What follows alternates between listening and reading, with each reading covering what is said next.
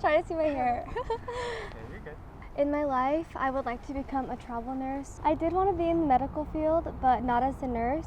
I actually wanted to be a physical therapist at first. Nursing wasn't something that I was completely sure about, but as I'm continuing with this program, I'm finding more passion and I'm really excited about that. Many of the nurses that I've had when I was a patient or ones that I worked with as a nursing student, they're actually Filipino and they treat me like family.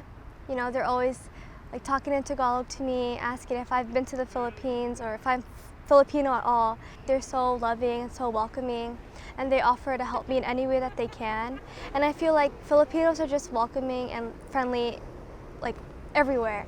Even with nurses today, like some of the non-Asian nurses, they are welcoming, but others just, they don't want to spend the time to help me.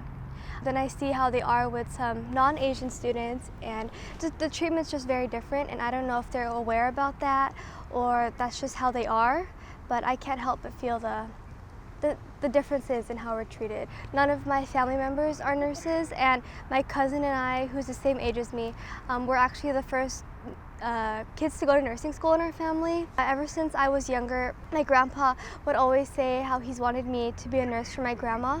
And especially now that both of my grandmas have dementia, I feel like that's really inspired me to become a nurse, to take care of those who need our help.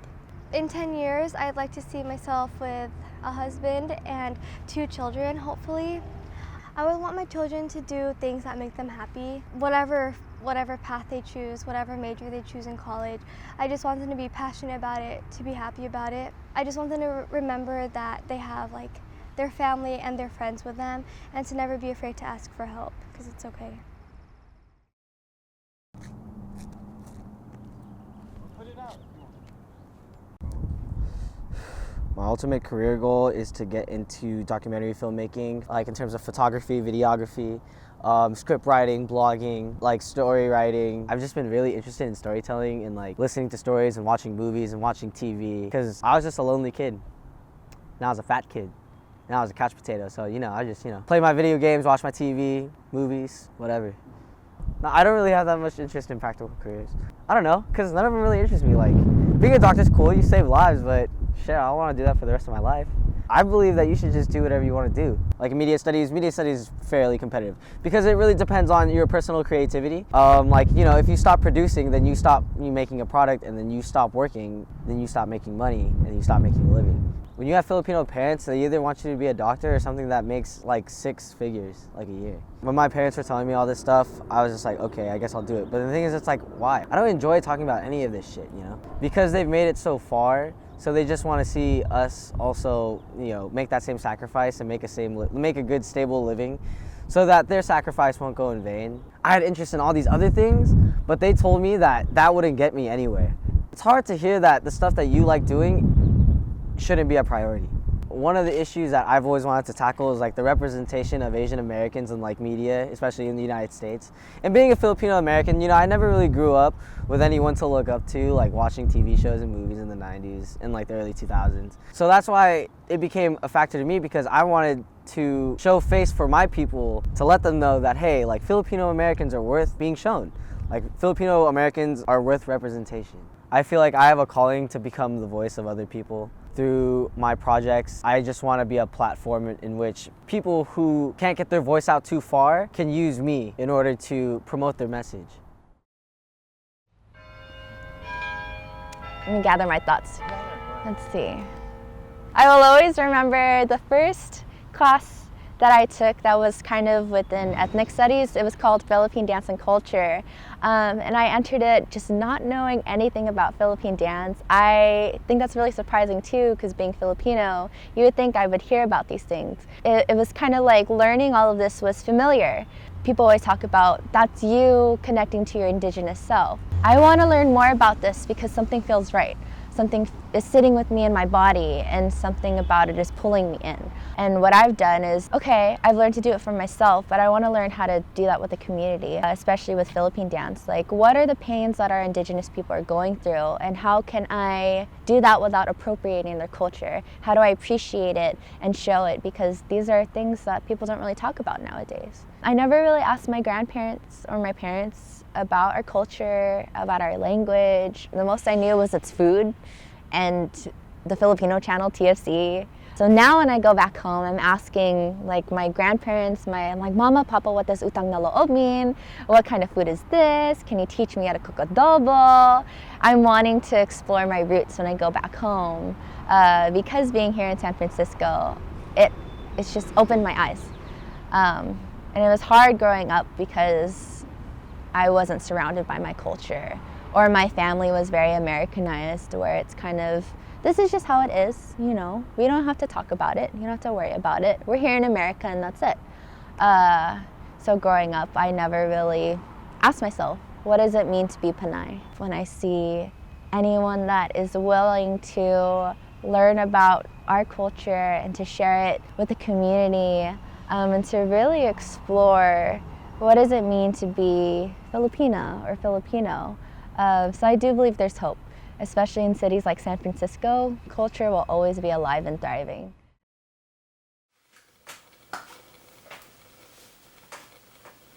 Should I wear this or should I wear my beanie? My parents just like had a lot of like expectations for me, and like they wanted me to like do and achieve so much, and that was like something that like really was pushed in my childhood. But yeah, so when I got to high school, I just wanted to quit everything and just focus on what I wanted to do. And I guess part of me was just kind of salty because I was like, oh man, like all my friends are doing this and that, like, you know, that's what their childhoods are like. And my childhood was kind of like, oh, I gotta go practice after school, like literally every day, like gotta do this and that, like on the weekends. I guess my method of operation has always been to just kind of be creative and see like how I can get to where I want to be, and what, you know, if there's something I've never faced before, like that's where the creative part comes in, is like, how am I going to solve this problem? How am I going to come up with a creative solution? And that's what being a designer is. My parents were supportive of me applying to art school as well, and they were always supportive of me being creative. Like they would always have me, they would always like buy me anything I needed whenever it came to like being creative. I think being a first generation Filipino American specifically is very interesting because you live in this area kind of in between identities. You're never really, at least in our current society, you're never really like fully American, and you're never really like fully Filipino. You know, there's still the sense of like you're welcome here, but you don't exactly belong, you know? And at the same time too, like it's hard to claim being Filipino American because I can't even speak Tagalog. I can ask like a couple questions, you know, when I go to the Philippines, like pick stuff up, but then I, you know, forget it when I come back. Ideally, American is just whoever is American, lives in America, is nationally American. But I mean, you can see today still like racism is such a huge thing, and so there's this kind of sense, and discrimination is such a huge thing still. Like the reason why Black Lives Matter was even a thing speaks to that. And on top of that too, like I have friends who have experienced like tons of racism for being Filipino.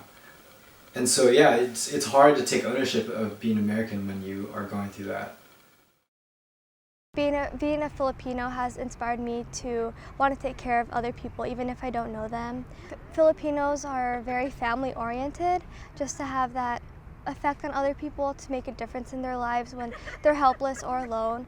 Being around people all the time, like loving people, that has been a big inspiration in my career. Growing up with parents who don't know what that's like, and growing up with parents who grew up in the Philippines and don't know what it's like to be American, or grow up in America, it's harder. They don't know how to help, but they do know how to be there for you, or they try to at least. And I think that's the important part, is that like the Filipino culture like values family. Something that my mom pointed out is in nursing homes, you rarely see Filipinos being the patient, but you see a lot of Filipinos helping out. And I think it's because we as a culture value our elders so much, and we again understand that we would not be here without those that came before us. And by us leaving behind those that have brought us here is not only a disrespect to our families, but a disrespect to our culture. I love being Filipino American. It's like, it's giving me such good values, such good traditions, like how I should treat my family. People deserve to know about this.